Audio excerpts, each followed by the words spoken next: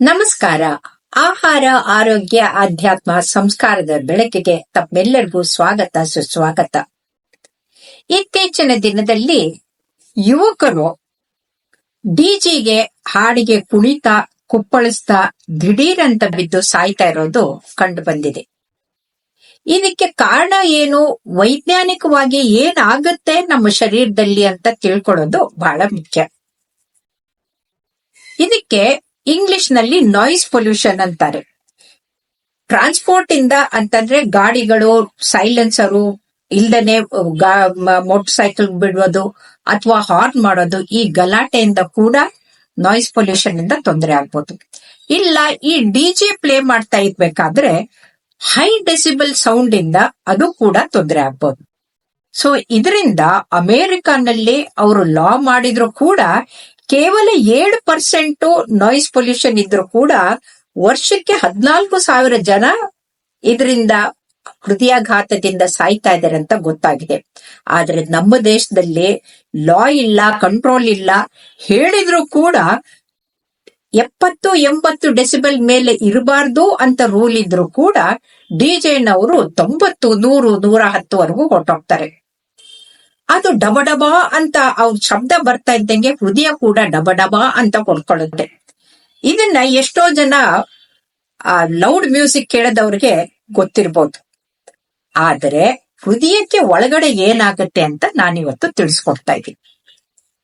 ಒಂದು suddenly loud music ಬಂದ್ರೆ ಆ ಡಿಜೆದು 80-90 ಡೆಸಿಬಲ್ ಮೇಲ್ ಹೋದಾಗ ಏನಾಗತ್ತೆ ಅಂದ್ರೆ ಮೆದುಳಿಗೆ ಒಂದೇ ಸಮನೆ ಟ್ರಿಗರ್ ಹೊಟ್ಟೋಗತ್ತೆ.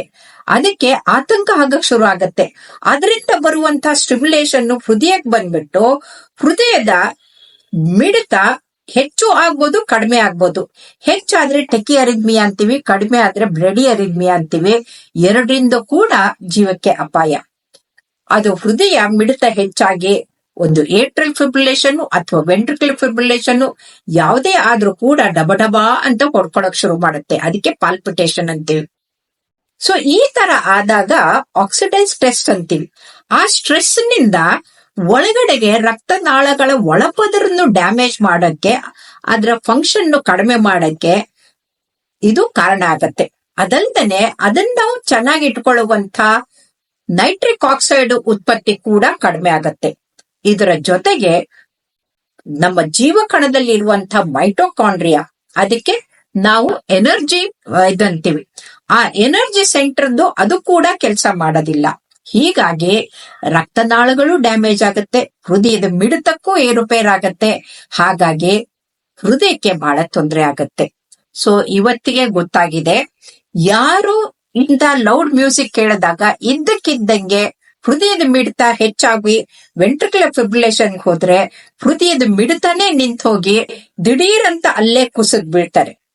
ಒಬ್ಬ ವ್ಯಕ್ತಿ ಮದುವೆಯಲ್ಲಿ ವರಮಾಲೆ ಹಾಕ್ತಾ ಇದ್ದಂಗೆ, ಮುಗಿತಾ ಇದ್ದಂಗೆ ಜೋರಾಗಿ ಮ್ಯೂಸಿಕ್ ಶುರುವಾಗಿ ಹೋಗ್ಬಿಡ್ತು, ಅವನ ಹೃದಯ ಮಿಡಿತ ನಿಂತುಬಿಟ್ಟು ಅಲ್ಲೇ ಕುಸಿದ್ ಬಿಟ್ಟ. ಇದು ಬಿಹಾರ್ನಲ್ಲಿ 2 ವರ್ಷದಿಂದ ಆಗಿತ್ತು. ಇದಕ್ಕೆ ಕಾರಣ ಏನಂದ್ರೆ, ನಮ್ಮ ಹಳೆ ಕಾಲದಲ್ಲಿ ಮದ್ವೆ ಸಮಯದಲ್ಲಿ ಮಂಗಳವಾದ್ಯವನ್ನ ನುಡಿಸ್ತಾ ಇದ್ರು. ಆ ಮಂಗಳವಾದ್ಯ ತಾಳಿ ಕಟ್ಟುವಾಗ ನುಡಿಸಿದಾಗ ಅದ್ರಲ್ಲಿ ಒಂದು ತಾಳ ಇರೋದು, ಸಂಗೀತ ಇರೋದು, ಲಯ ಇರೋದು, ಒಂದು ಸಂತೋಷ ಆಗತ್ತು. ಜನರ ಮನಸ್ಸು ಅರಳ್ತಾ ಇತ್ತು, ಪುಳಕಿತರಾಗ್ತಾ ಇದ್ರು. ಮದ್ವೆ ಆಗ್ತಾ ಇದೆ ಅಂತದ್ದು, ಅವ್ರ ಬದುಕಿಗೆ ಒಳ್ಳೇದಾಗ್ಲಿ ಅಂತ ಹಾರೈಸ್ತಾ ಇದ್ರು. ಆದ್ರೆ ಈ ಮಂಗಳವಾದ್ಯವನ್ನ ಬಿಟ್ಟು ಇದೇನು ಡಿಜೆ ಅಂತ ಪಾಶ್ಚಾತ್ಯರ ಅನುಕರಣೆ ಮಾಡ್ತಾ ಇದಾರಲ್ಲ, ಇದರಿಂದ ಏನಾಗತ್ತೆ, ಹೃದಯದ ಮಿಡಿತನೇ ನಿಂತು ಹೋಗ್ಬಿಟ್ಟು ಅಲ್ಲೇ ಕುಸಿದ್ ಬಿದ್ಬಿಡ್ತಾರೆ.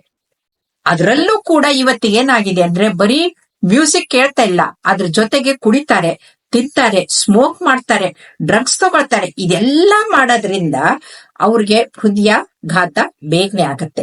ಇಲ್ಲಿ 2 ತರ ಆಗತ್ತೆ. ಒಂದು, ಹೃದಯದ ಮಿಡಿತ ನಿಂತು ಕಾರ್ಡಿಯಾಕ್ ಅರೆಸ್ಟ್ ಆಗಿ ಸಾಯ್ಬೋದು. ಇಲ್ಲ, ಕೆಲವು ವರ್ಷಗಳ ನಂತರ ಹೃದಯಾಘಾತದಿಂದ ಅಕಾಲಿಕವಾಗಿ ಮರಣ ಹೊಂದಬಹುದು. ಹಾಗಾಗಿ ಇವತ್ತಿನ ದಿನದಲ್ಲಿ ಒಂದು ಕಾಲಕ್ಕೆ ನಾವು ಸಂಗೀತ ಅಂತಂದ್ರೆ ಮನಸ್ಸನ್ನ ಶಾಂತಗೊಳಿಸುವಂತದ್ದು, ಅರಳಿಸುವಂತದ್ದು ಅಂತ ಭಗವಂತನಿಂದ ಬಂದಂತದ್ದು, ಸರಸ್ವತಿಯ ವೀಣೆಯಿಂದ ಬಂದಿದ್ದು, ಶಿವನ ರುದ್ರ ವೀಣೆಯಿಂದ ಬಂದಿದ್ದು ಅಂತ ಕೇಳ್ತಾ ಇದ್ವಿ, ಭಜನೆ ಮಾಡ್ತಾ ಇರ್ಬೇಕಾದ್ರೆ ಚಪ್ಪಾಳೆ ತಟ್ಬಿಟ್ಟು ನಮ್ಮ ಆರೋಗ್ಯವನ್ನ ಚೆನ್ನಾಗಿ ಮಾಡ್ಕೊಳ್ತಾ ಇದ್ವಿ.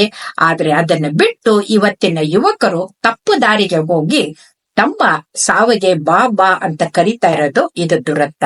ಹಾಗಾಗಿ ದಯವಿಟ್ಟು ನೆನಪಿಟ್ಟುಕೊಳ್ಳಿ, ರಸ್ತೆಯಲ್ಲಿ ವಾಹನ ನಡೆಸುವಾಗ್ಲಾಗ್ಲಿ ಅಥವಾ ಯಾವುದೇ ಒಂದು ಕಾರ್ಯಕ್ರಮಕ್ಕೆ ಹೋದಾಗ ಅಲ್ಲಿ ನಾವು ಸಂಗೀತ ಕೇಳುವಾಗ್ಲಾಗ್ಲಿ ನಾವು ಭಾರತೀಯ ಸಂಸ್ಕೃತಿಯ ಪ್ರಕಾರ ಉತ್ತಮರಾಗಿರೋಣ. ಇನ್ನೊಬ್ರಿಗೆ ಹಿಂಸೆ ಆಗ್ದಂಗೆ, ತೊಂದರೆ ಆಗ್ದಂಗೆ ಕರ್ಕಶವಾದಂತ ಹಾರ್ನ್ ಮಾಡ್ಕೊಂಡು ಅವರಿಗೆ ಆತಂಕ ಆಗದ ಹಾಗೆ ನೋಡ್ಕೊಳ್ಳೋದು ಬಹಳ ಮುಖ್ಯ.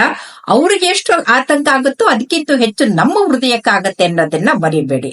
ದಯವಿಟ್ಟು ನೆನ್ಪಿಟ್ಕೊಳ್ಳಿ, ನಿಮ್ಮ ಆರೋಗ್ಯ ನಿಮ್ಮ ಕೈಯಲ್ಲಿದೆ. ಹೃದಯ ನಮ್ಮ ಅತಿ ಅಮೂಲ್ಯ ಆಸ್ತಿ. ಅದನ್ನ ಚೆನ್ನಾಗಿಟ್ಕೊಳ್ಳೋದು ನಮ್ಮ ಧರ್ಮ. ಬನ್ನಿ, ಇವತ್ತಿಂದ ನಾವು ಈ ನಾಯ್ಸ್ ಪೊಲ್ಯೂಷನ್ ನ ಕಡಿಮೆ ಮಾಡಕ್ಕೆ ನಾವೆಲ್ಲರೂ ಪ್ರಯತ್ನ ಮಾಡೋಣ. ನಮಸ್ಕಾರ, ಶುಭವಾಗ್ಲಿ.